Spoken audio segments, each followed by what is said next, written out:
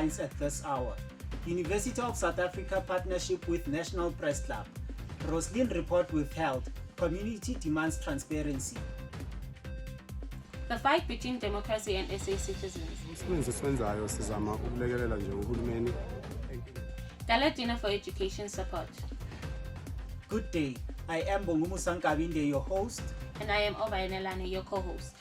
The National Press Club and the University of South Africa, UNISA, have formalized a new partnership aimed at strengthening collaboration between academia and the media to support academic freedom and media freedom. A University of South Africa representative emphasized the importance of building stronger relationships between the university and the media industry in the media briefing held at Court Classique Suite Hotel on the 24th of April 2026. They have a directorate dedicated to building partnerships locally with government, private sector, and media rooted in shared values, as they believe that journalism, media, and communication exist on the basis that they need to have freedom of expression and academic freedom. Prof. Siajali also outlined how the initiative for the partnership came about, explaining the university's vision for closer engagement with the media sector. We've had a partnership with the press club for close to 16 years now. Started working, I think, in 2010, and really the idea was on the Percy Kobo's memorial lecture, which is essentially also a partnership that is trying to recognize the work that Percy Kobo did in relation to Black Wednesday, media freedom. In addition, Professor Bibi Sinukwane expresses how he feels in being partners with National Press Club. So we hope that we'll be able to persuade our executive management that this relationship continues, because it works for us, it works also for the National Press Club. But it's also exciting that we are able to contribute into these awards that encourages or motivates journalists in the space, or people in the space of media in general. Derek stated that media plays a big role to the public and journalism in general. What the occasion is, right? So it has its purposes and it has its places. Sometimes it depends on what the occasion is. Sometimes yes, sometimes no. It's good that journalists should be in the space that it's actually in. The partnership between UNISA and the National Press Club underscores the vital role of collaboration between academic institutions and the media in strengthening public dialogue and democratic values. Through joint events, lectures and discussions, the two institutions continue to promote responsible journalism, knowledge sharing, and meaningful engagement on key societal issues. This collaboration illustrates how cooperation between education and media sectors can contribute to a more informed, transparent, and participatory society. Mulo Ikolen reporting, TUT News, Soshanguve. On the 21st of April 2026, the Riaga Community Project organized a march to the Department of Labour at Pretoria Central to demand the release of the official incident document regarding the incident that occurred in Afrit plant Rosslyn, north of Pretoria in 2013. Past workers and community members gathered in front of the Department of Labour to voice concerns over the 2013 Afrit plant incident. For many participants, this march is not about politics, it is about their future and families. Protesters demanded answers from the Department of Labour about the unfair dismissals past workers experienced and about the deaths of other workers. Mpokosana Modao explains that ex-Afrit workers approached Riaga Community Project seeking help. As a community project, we were approached by ex-employees of Afrit after they had given hope for 14 years. 14 years they've been trying to resolve their problems. No one wanted to resolve their problems. Everyone that came, along the way, they would pull out all of a sudden. And even attorneys, even went to court, they would just pull a case out of nowhere. Thapelo Rafedile states that as ex-employees, they have gathered at the Department of Labour to deliver a message. Today we are gathered here in mo Labour, mo Tshwane, mo Pretoria. The reason really more ke gore re tlisitse molaetsa. So ka 2013 Ronald Babereki, the company seller ya Rekoba, but then officially it was what we call unfair dismissal. So what have happened ko gore ka 2013 ne re na le the agreement with the company. Ya gore company e tlo re fa increase or e tlo re fa what you call bonuses or profit sharing. One of the community members describes how the mass dismissals have affected many households. Kamko etsahetseng like mass dismissal e irahetseng ko Africa ka 2013 e affectile malapa mantsi too much. Hape imagine o le ntate o bereka all of a sudden ha o sa bereka. Me ko ntlong go ba bjang bana ko ntlong bo ja Protesters have been saying that they've been submitting memorandums for the longest time, and the Department of Labour has not responded. Behind us, this shows that the protesters are tired and are hoping for. Civic groups set a march on 28 April 2026 at 8 to hand over a memorandum to authorities addressing unemployment, concerns about democratic systems, and the impact of illegal immigration on citizens and the country. Hundreds of protesters marched to the office of the presidency, delivering a memorandum that highlighted concerns over unemployment, illegal immigration, and the state of South Africa's democratic system. The demonstrators, made up of young people, expressed frustrations on laws that favor non-citizens over South African citizens. Some participants also criticized the current democratic structures, arguing that citizens' voices are not being heard. Phakelo Mthakathi expresses their intent to assist and not to fight the leaders of this country.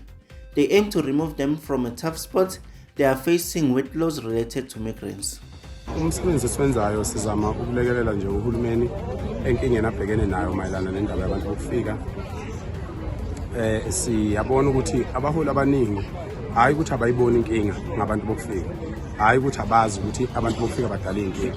Kodwa ngenxa ukuthi abanye babo banobudlelwane nabantu bokufika abangeke bakwazi ukuphumela obala belwe nabantu bokufika. Ingakho ke sithatha isinqumo sokuthi sibalekelele siphume size sizobakhumbuza ukuthi cha phela njengoba nilapha nje ebuholini ithina esanivotela sanibekela ebuholini, so ke sizama ukubakhumbuza lokho nje abaholi bethu. Mekara Morula provides an insight regarding their demand for the government to address the issue of illegal immigrants.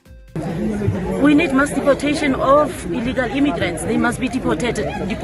No country allows for illegal immigration. It contributes to high levels of crime. It contributes, kind of crimes that we haven't even seen in this country before. We now see them because they are imported. So crime is rampant in this country. And one of the things, well, I don't blame only foreigners, but I blame the system as well. But the system means also dealing with illegal immigration. It's not just about us saying abahambe. We are also talking to we are sending a message to our government that deal with rampant lawlessness and crime in this country. Illegal immigration is a crime. It's part of the crime that we also want to be dealt with. March and March member explains the purpose of the day based on the information in the memorandum. It's just to walk day by day amongst our midst in the communities, and then we realize the illegality that is brought by illegal immigrants. So that then pushed us to organize this march to highlight the illegality of illegal immigrants in the country, which ranges through unemployment, the economical inaccessibility of our people in the country, and the debilitation of our health systems in the country, which is then influenced by the illegal immigrants that are not even documented in the country. From Beggars Park to Union Buildings, marchers came in collaboration to protest against illegal migrants taking over their jobs and land. The memorandum has been handed over to the office of the president. Indeed, unemployment is a struggle for South African citizens. Lusanda Makwala, TUT News, Pretoria. The dinner was held in Pretoria on May 1st, 2026 to support education initiatives across the country. The event was hosted by Education for All, an organization that provides financial aid to people who lack funding for various reasons. The gala aimed to raise funds and expand the organization's support for students and learners in need. The gala, now hosted by Education for All, aimed to raise funds for education programs and assist learners in need while bringing people together to improve access to education. Organized to encourage girls to donate and support initiatives that expand learning opportunities. The event also raised awareness about the importance of investing in education for a better future. Attendees contributed donations ranging from 5,000 to 50,000, with some offering bursaries and work-integrated learning internships to support students directly. Obakeng Ramabodi, who is the MMC for Environment and Agriculture, states how they are supporting organizations such as the Education for All. We are here, we are going to support it and want to encourage them not to give up, and they must always be positive. They must manage their finances, because we are going to put money as much as we can, but there must be discipline. We don't want to hear stories that what we are putting here as an education investment is going to individuals. So they need to be disciplined, and we have confidence on them. Wesley Komano, who was the speaker at the Galatine, states the significance of the event and what are the meeting points. This event is going to be a great success in terms of the financials, because we brought profit holders.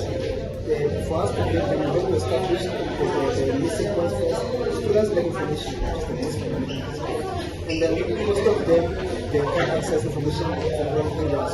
So part of this organization is to keep up. Content creator Nomtanda Zongozi speaks about what inspired her to attend this event and also the importance of supporting education. I believe in education, I believe in the power of education, and I think that if you get a good education, even if you don't use it, even if you don't get a job, because I'm self-employed, I studied, I'm still studying, I'm about to pursue my master's, but I still believe in education regardless. So that's why I aim to empower, especially young women. Like if there's young women in it, I'm there. So for me, it's just like, if you have positioned yourself to have what you have, then always plant a seed back to the next generation. Education for All is an organization that focuses on making education accessible despite the background and ethnicity of the person.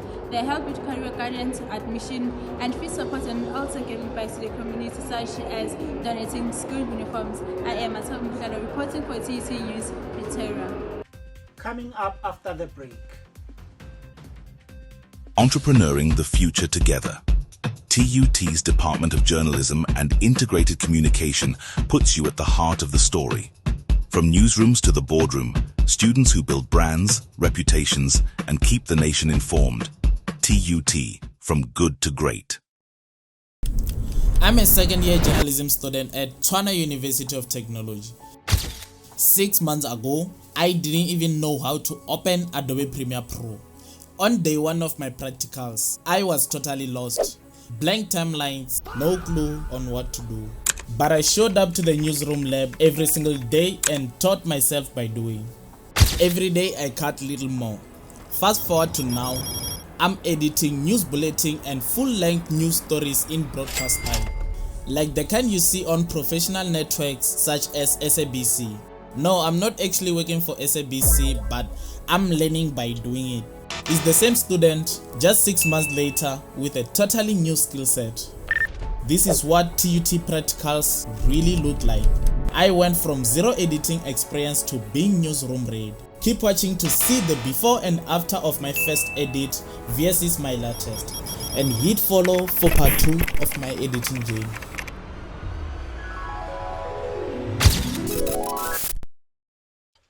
Welcome back.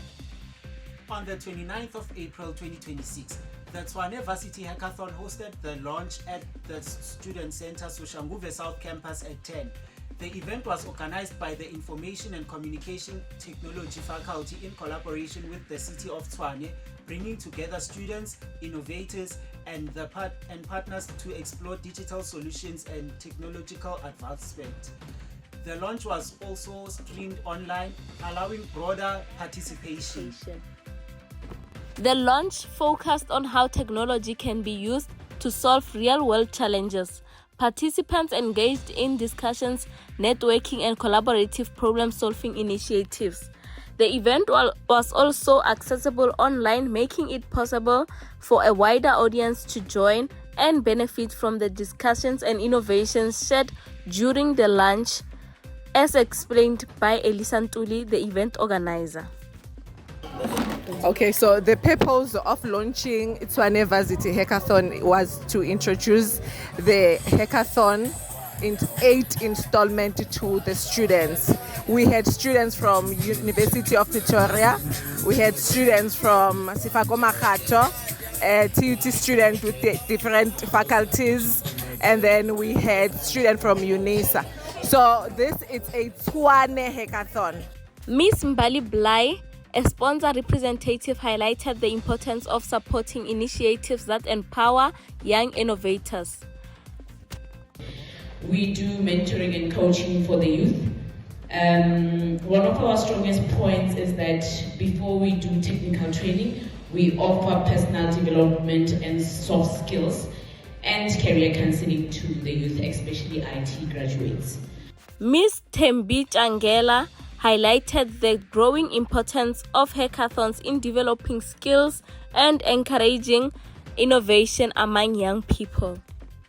And also, I put my head on the block. The females that are here, I'm not leaving a boy child, but I'm saying in terms of mentorship, we are ready, we are prepared to say, how do we take you through in real life experience? You have learned through theory. Excitement is building here in Tshwane University of Technology as the TUT launches their 8th annual anniversary here in Tshwane University of Technology.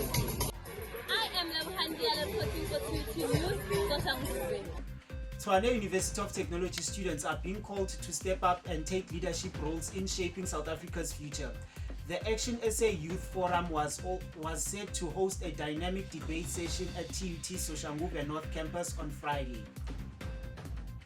Action SA Youth Forum hosted a youth engagement event on Friday, 24 April from 12 p.m. to 3 p.m. at Building 19 Auditorium at Tshwane University of Technology Soshanguve North Campus.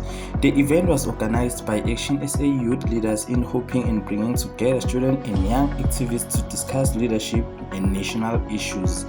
The aim was to empower young people, encourage political participation and create platforms for open debates on issues affecting the youth. The chairperson of the party, Macbeth Nsumu, highlighted the importance of having an insight on the topic around politics.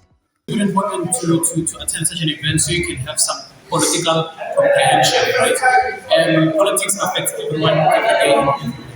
So it's paramount for people to attend this so they know where to apply their political knowledge and how to do so. Matebo Skhosana believes the youth of South Africa should be empowered and resilient in changing the world.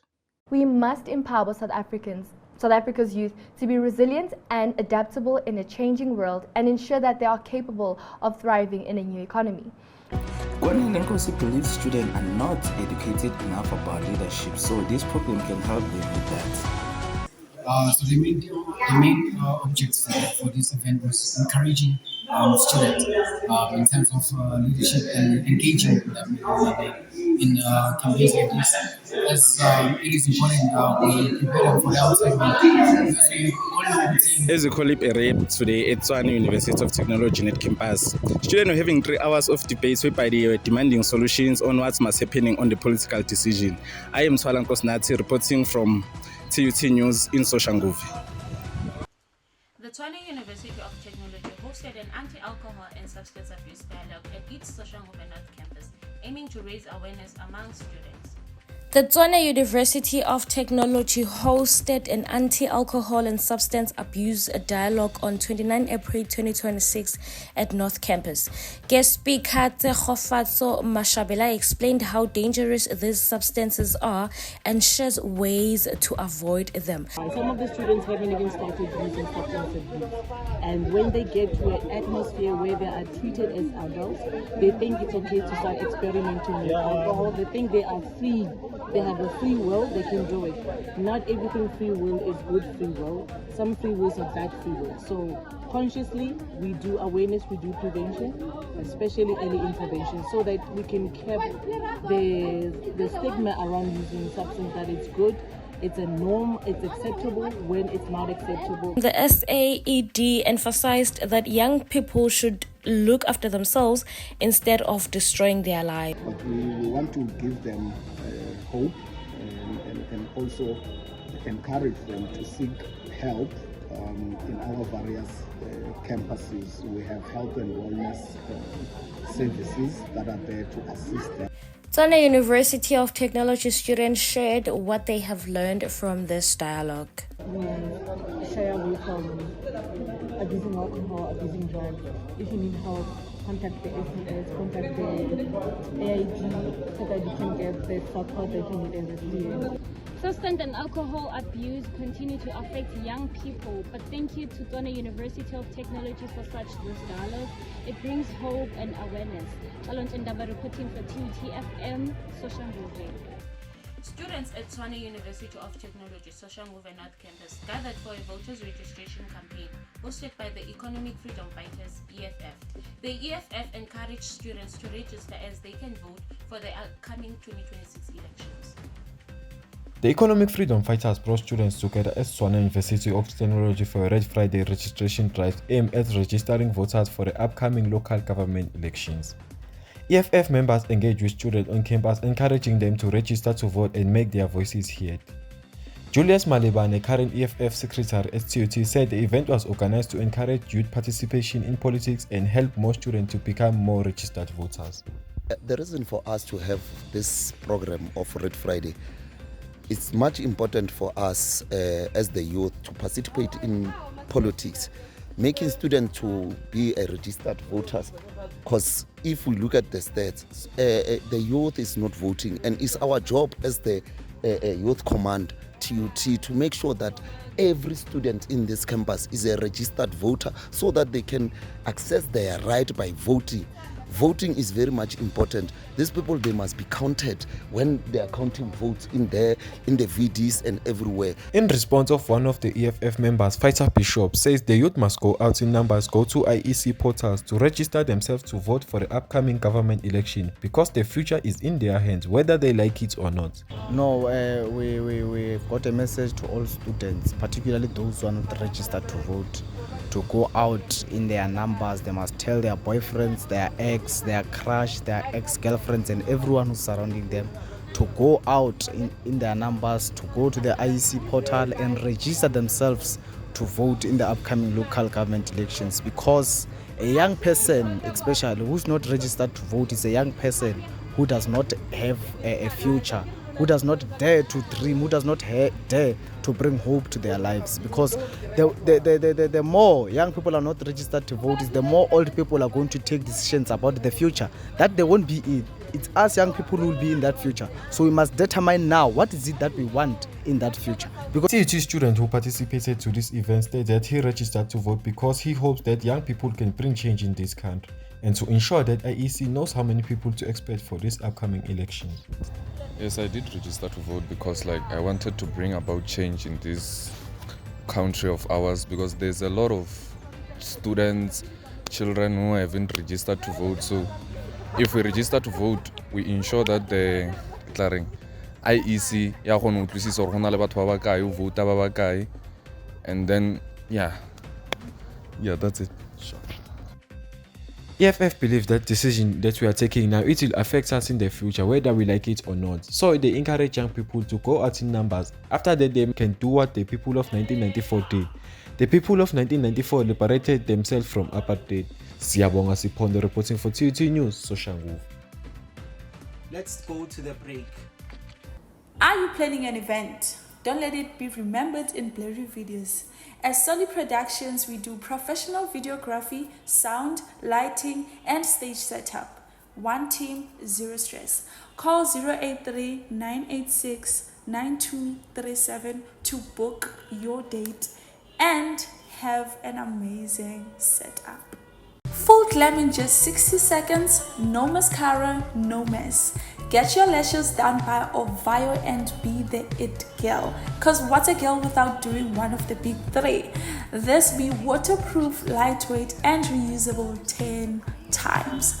You get strip lashes, magnetic lashes, or pre-glued clusters for only 60 Rand. And the first 10 get 20% off. Do not miss it. EGD got you stressed. Don't worry, we got you. We tutor first year FGD 106p and second year FGD 206p with professional one-on-one and online sessions, which are available for only $150 per session. It will help you boost your grades before finals, so you can contact us on 069-771-5244. Spots are limited, so you better book your spaces so you can pass FGD 106p and FGD 2:06 without. Welcome back. Tensions are rising in the Middle East war after Iran warned that it could close the Strait of Hormuz again, where 20% of global oil pass. The move comes as the United States of America maintains a blockade of Iranian ports, raising concerns about global oil supplies and possible economic impact worldwide. On the 18th of April 2026, Iranian military announced it had reclosed the Strait of Hormuz, a critical global shipping route, as the US continues its blockade. The move threatens the global oil supply chain because roughly 1/5 of the world oil and gas shipment pass through the strait, and has raised fear of global economic disruptions and political spike in energy prices. Mohammed Baha Galibaf tweeted that the Strait of Hormuz will not remain open. If our oil wells are to be struck, then no oil should go through here anymore. Well, why should the Americans use it? Why should he then say, I'm turning this place into Venezuela, and take everything? Of course, this is natural. Well, this made his threats ineffective. In response, Donald Trump told the people that they have so much oil they don't need Iranian oil, and the blockade is going to remain. It's working out very well. They got a little cute, as they have been doing for 47 years. Nobody ever took them on. We took them on. They have no Navy. They have no Air Force. They have no leaders. They have no nothing. Actually, their leaders are, it is regime change. You call that enforced regime change. But we're talking to them. They wanted to close up the strait again, as they've been doing for years. And they can't blackmail us.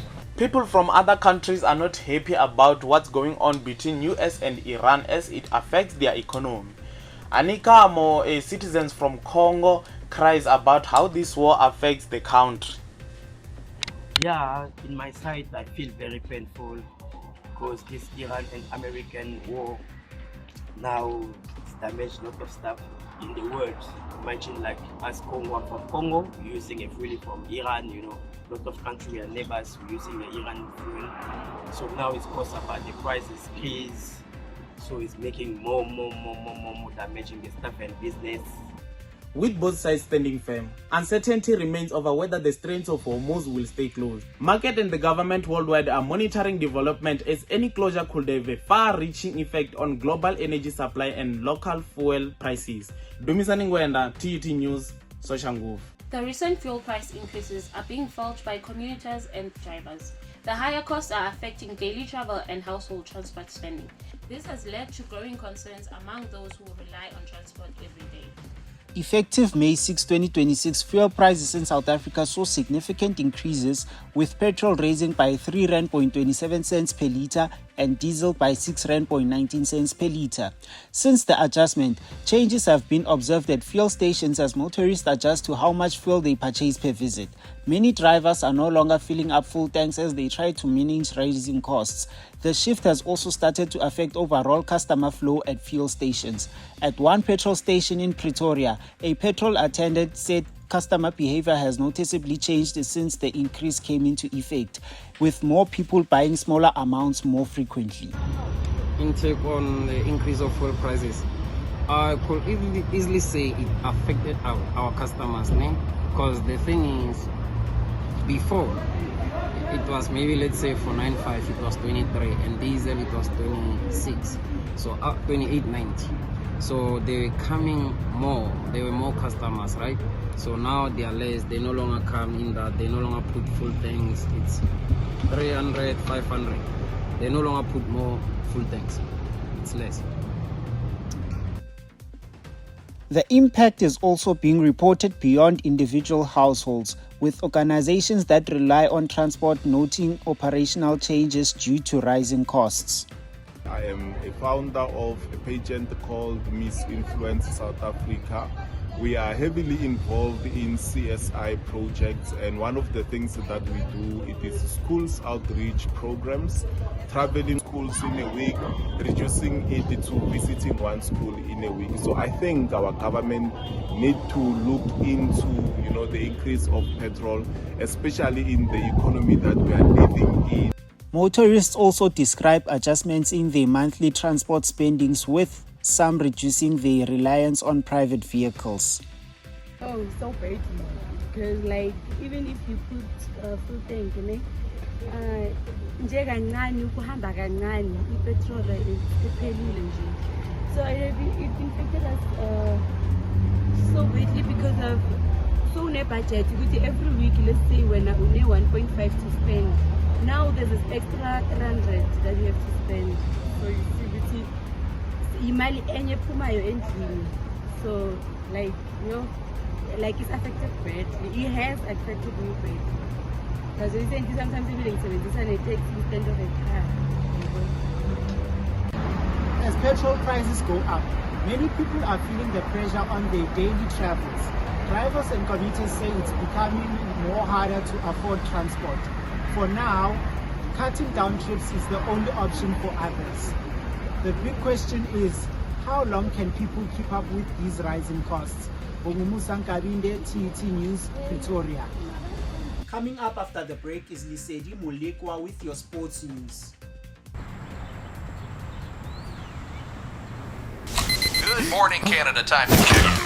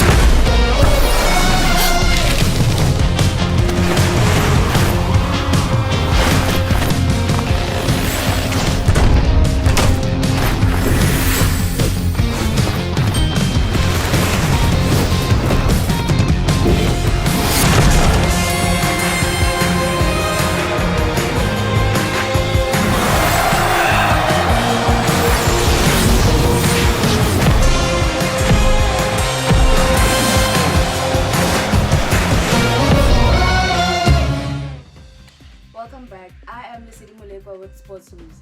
University of Pretoria Women's Hockey delivered a commanding performance to beat Tshwane University of Technology Women's Hockey 3-0 at Tshwane University of Technology Stadium.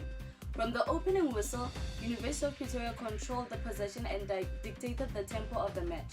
Their dominance translated into goals with clinical finishing separating the two sides. Tshwane University of Technology struggled to break through as Tuks maintained pressure across all phases of play. Tshwane University of Technology and University of Pretoria clashed in a hockey league encounter at Tshwane University of Technology Stadium in Pretoria. It was a dominant performance from University of Pretoria, making their control count on the scoreboard. University of Pretoria Women's Hockey delivered a commanding performance to beat Tshwane University of Technology Women's Hockey 3-0 at Tshwane University of Technology Stadium. From the opening whistle, University of Pretoria controlled position and dictated the tempo of the match. Their dominance translated into goals with clinical finishing separating two sides. Tshwane University of Technology struggled to break through as Tuks maintained pressure across all phases of play. Tristan Crawford, coach of Tuks, was happy with the win and they put a good game. Yes, I think we put up a good game. I think we could have scored a lot more goals, but ultimately I'll take the win. Tshwane University of Technology struggled to find rhythm and were unable to break through sustained pressure. After a match, Tshwane University of Technology coach admitted the team is still in a rebuilding phase and lacked self-belief in key moments. We are in the process of rebuilding, and unfortunately it does take time and it does take a bit of trust to be built amongst the players in order to get it right, but I believe we are on the right track. Her contributions proved influential in helping Tuks maintain control throughout the game. Now we hear from Tune Norkia, the player of the match. I think we lost ourselves in the first chunk of the game, and then we found ourselves as a team, and so onwards it's just going to be so much better. It was a dominant display from Tuks University of Pretoria here in Pretoria as they comfortably beat TUT, Tshwane University of Technology, 3-0, turning control into goals at a crucial stage of the game.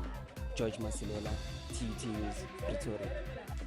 The Residents Netball League is nearing its end after the semi-finals were held last Saturday at Tshwane University of Technology, Soshanguve South Campus. Residents competed strongly for a place in the finals. showing their determination and commitment to the league.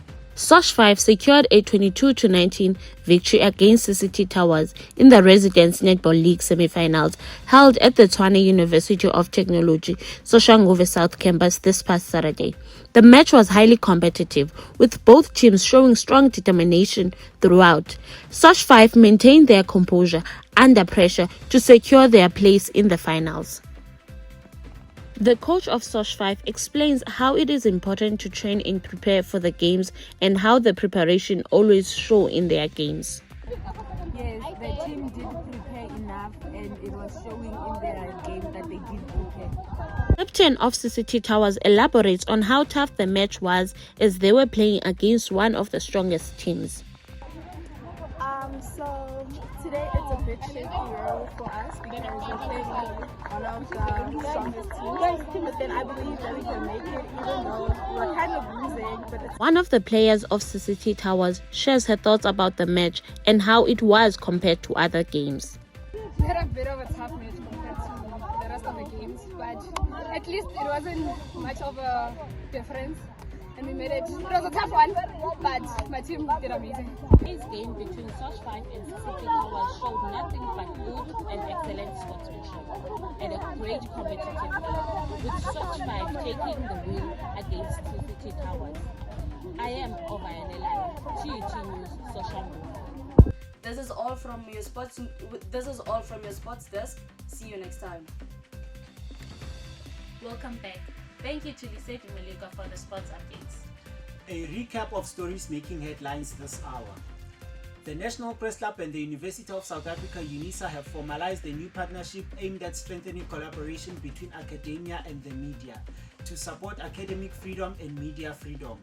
On the 21st of April 2026, Riaga Community Project organized a march to the Department of Labour at Pretoria Central to demand the release of official incident documents regarding the incident that occurred in Afridi plant Rosslyn, north of Pretoria in 2013.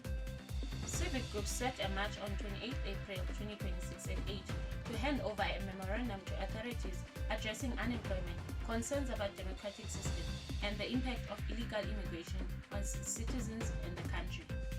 This is all from your news desk. See you next time. Thank you. Goodbye.